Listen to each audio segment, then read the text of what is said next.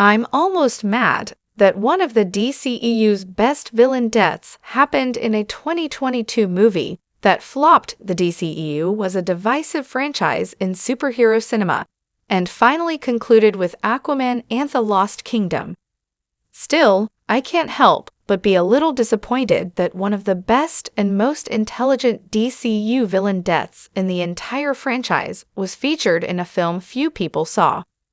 While the DCEU showed great promise throughout several of its films, the inconsistency in tone and quality made audiences lose faith in the series.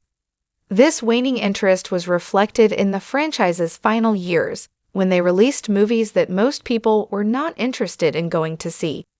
The DCU is set to reboot the franchise with the upcoming Superman, and there is hope that the DC brand can again feel vital to movie-going audiences in the near future. Still, it is worth looking back on some of the best DCEU films, which were actually released in the later years of the franchise. Movies like Birds of Prey and The Flash were excellent installments in the franchise that were, unfortunately, very underseen.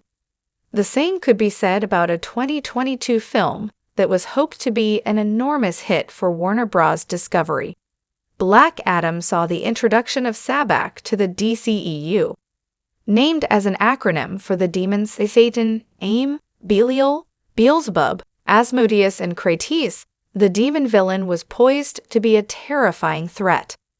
Sabbac stood up to the JSA and even caused the death of Dr. Fate. However, Black Adam himself was set to usher in a new era of the DCEU and was able to defeat the villain by the film's end. This was done in one of the most brutal and violent scenes in the entire franchise, especially following Batman v Superman: Dawn of Justice, which saw great violence and a dark tone. The DCEU made it clear that it was not squeamish with violence and gore. However, the killing in Black Adam was on another level entirely. Adam flew into the air with Sabbac, and audiences watched as he ripped the demon character in half. This was an unsettling and gory scene, and I can't get over how exciting it was to see in a DCEU adventure story. I had a great time with Black Adam, but it seems that the film was overlooked by many. The Rotten Tomatoes score for the Dwayne Johnson movie may have kept audiences away, as it only scored 39% with critics. This resulted in a $393 million box office, which likely rendered the film unprofitable. This is disappointing, because audiences that saw the movie liked it.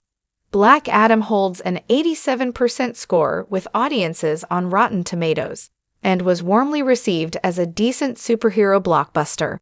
While the film was bigger than some of the biggest DCEU bombs, likely due to the star power of Dwayne Johnson, it was still a lower box office gross than the studio had hoped for. Unfortunately, how well the movie connects with audiences doesn't matter much if nobody sees it.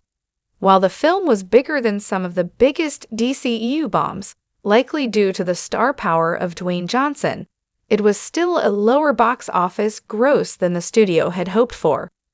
This essentially led to the end of the DCEU, with the long-discussed fight between Black Adam and Superman never actually making it to the big screen. It is unlikely that audiences will see Johnson in the role again, and therefore revisiting Black Adam does not feel very important. Black Adam featured one of the most brutal and unsettling deaths in the DCEU, and it is disappointing that so few audiences got to see it.